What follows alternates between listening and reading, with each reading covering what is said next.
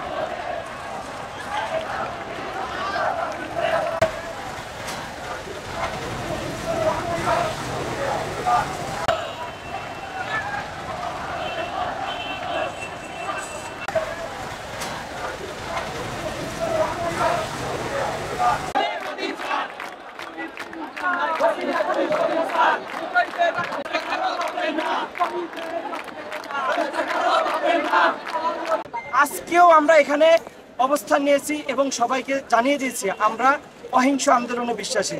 আমরা কোনো সহিংস আন্দোলনে বিশ্বাসী না, আমরা কোথায় ভাঙচুর বা কারো প্রতি আক্রমণে বিশ্বাসী না। আমরা শান্তিপূর্ণ আন্দোলনের মাধ্যমে আমাদের 9 দফা আদায় করতে বদ্ধপরিকর। যদি আমাদের এই 9 দফা আদায় সরকার মেনে না নেয়, তাহলে আমরা কেন্দ্র থেকে ঘোষিত পরবর্তী কর্মসূচি পালন করব। এর জন্য আমরা সবাই একতাবদ্ধ। আমরা বরিশালের শিক্ষার্থী সহ বরিশাল বিশ্ববিদ্যালয় সহ সকল শিক্ষার্থীরা এ বিষয়ে একত্রতা পোষণ করেছি এবং আমাদের দাবি আদায় না হওয়া পর্যন্ত আমরা আমাদের এই সংগ্রাম শান্তিপূর্ণভাবে চালিয়ে যাব।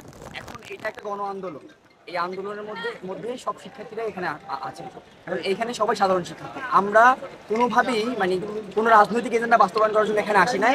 আমরা আমাদের দাবি নিয়ে এখানে এসেছি। সেই জায়গা থেকে আমরা বলতে পারি আমরা এখানে যারা সবাই সাধারণ শিক্ষার্থী। যদি আমাদের মধ্যে থেকে কেউ সহিংসতা করে, আমরা বলেছি, সবসময় বলেছি যে আমরা সেই সহিংসতার অংশ না। আমরা প্রয়োজনে আমরা সেখানে আইন শৃঙ্খলা বাহিনীকে সহযোগিতা করবো যদি সহিংসতা করে থাকি। আমরা দেখেছি সেগুলো তারা না শোনার পরেও এখানে বক্তারা বলেছেন যে সদর রোডে এবং বিভিন্ন জায়গায় আজকে যদি আপনি এখানে পরিস্থিতি দেখেন, এখানেও কিন্তু সকাল থেকে ছাত্রলীগ আমাদের বিভিন্নভাবে হুমকি দিচ্ছে যে বিএম কলেজের সামনে তারা অবস্থান করবে, যে তারা সেটা নিয়ে আমরা দেখি বরিশালের পোস্টেড নেতারা তারা হচ্ছে বিভিন্ন সময় ফেসবুকের মতো যোগাযোগ মাধ্যমে উস্কানিমূলক বার্তা তারা দিয়েছেন। আমরা বলতে চাই যে সারা দেশে যে শিক্ষার্থী হত্যা হয়েছে, এই শিক্ষার্থীর মধ্যে ছাত্রলীগও মারা গিয়েছে, পুলিশ মারা গিয়েছে। আমরা কোনো হত্যাকারীর, আমরা কোনো হত্যা চাই না, আমরা রক্ত চাই না, আমরা চাই সুষ্ঠু সমাধান। আমরা সেই সুষ্ঠু সমাধান, আমরা আরেকটা বিষয় বলতে চাই, যেই সরকার থাকা অবস্থায় আমাদের শিক্ষার্থীদের উপর এতগুলো হামলা হয়েছে, এতগুলো শিক্ষার্থী প্রাণ দিয়েছে, সাংবাদিক ভাইরা প্রাণ দিয়েছে, পুলিশ প্রাণ দিয়েছে, সেই সরকারের আমাদের রক্তের উপর বসে থাকার কোনো অধিকার নাই। আমরা আমাদের 9 দফা যদি বাস্তবায়ন না হয়, সেটা আমরা কালকে কেন্দ্রীয় কমিটি থেকে আমরা সেটা সর্বোত্তক বরিশালে পালন করব।